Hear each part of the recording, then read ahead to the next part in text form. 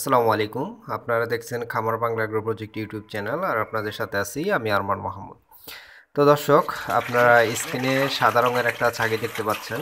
এই ছাগিটা আমার খামারের একটা ছাগি। তো আজকে সকালে এটা ডাক আসছে। তো আপনারা অনেকেই হয়তোবা জানেন না ছাগলের ডাক আসলে আসলে কি কি লক্ষণগুলো দেখলে বোঝা যায় ছাগলটা হিটে আসছে। তো এই ডাকটা মূলত দুই ধরনের হয়ে থাকে। একটা হচ্ছে সাইলেন্ট ডাক, আর একটা হচ্ছে সাউন্ড ডাক। তো সাইলেন্ট ডাক যেটা, এটা আসলে বোঝাটা খুবই কষ্টসাধ্য, তবে কিছু কিছু বিষয় আছে যেগুলা লক্ষ্য করলে ইজিলি বোঝা যায়। আর সাউন্ড ডাক যেটা, সেটা হচ্ছে কি আপনার হিটে আসলে প্রচণ্ড ডাকাডাকি করে, এটা আসলে নর্মালি বোঝা যায়। তো আজকে আমি আপনাদের এই লক্ষণগুলো নিয়ে আলোচনা করব, অর্থাৎ কি কি লক্ষণগুলো দেখলে বুঝবেন যে আপনাদের ছাগল হিটে আসছে।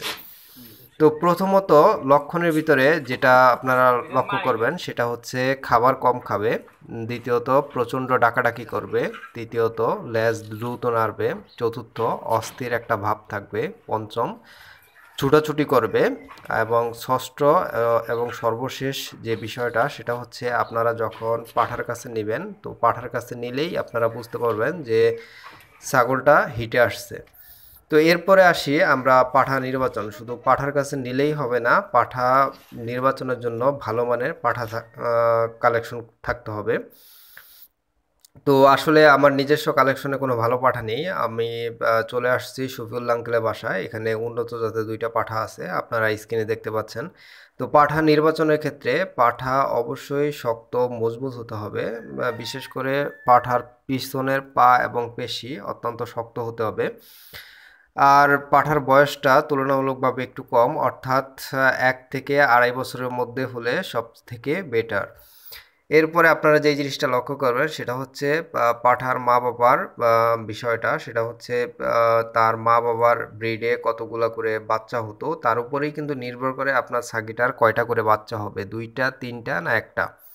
তো এই বিষয়গুলা লক্ষ্য করবেন, এবং পাঠাটা অবশ্যই সুস্থ সবল দেখে নির্বাচন করবেন। যদি অসুস্থ পাঠা হয় তাহলে কখনোই আপনার ছাগিকে ওই পাঠা দিয়ে তুলাবেন না, তাহলে হয়তোবা ওই অসুস্থ জনিত যে রোগ সেটা আপনার খামারে দ্রুত ছড়িয়ে পড়তে পারে। তো এই বিষয়গুলা আপনারা অবশ্যই লক্ষ্য করবেন প্রযোজনের ক্ষেত্রে। এবং আপনার ছাগিকে তুলে আনার পরে আপনার যেটা করণীয় সেটা হচ্ছে ছাগিকে মূলত আপনার 4 থেকে 5 ঘন্টা পর্যন্ত কোনো খাবার দাবার দিবেন না, গলা টান করে উপরের দিকে বেঁধে রাখবেন যাতে সে শুতে না পারে। এবং পাঠার ক্ষেত্রে যে বিশেষত্ব সেটা হচ্ছে, যদি খামারে একাধিক পাঠা থাকে তাহলে অবশ্যই আপনি আম, একাধিক পাঠা দিয়ে আপনার ছাগিকে ব্রিড করাবেন, তবে ব্রিডের যে নির্দিষ্ট সময় সেটা হচ্ছে আপনার ভালো হয় যদি সকালে খালি পেটে ব্রিড করাতে পারেন। আর যদি সেটা পসিবল না হয় অবশ্যই আপনি একটু চেষ্টা করবেন যে ছাগিকে টান টান পেটে ব্রিড করানোর জন্য।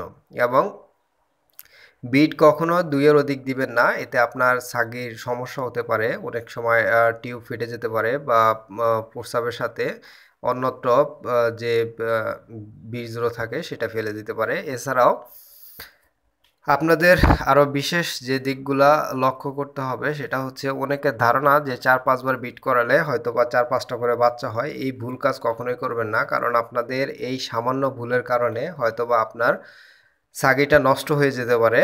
তো এই ধারণা আসলে এটা একটা ভ্রান্ত ধারণা। তো দর্শক, এইখানে বেশ কিছু ছাগল দেখতে পাচ্ছেন। এটা শফিউল্লাহ আঙ্কেলের ছাদের উপরে লালন পালন করে, এবং এগুলাও উনি শখের বশে লালন পালন করে।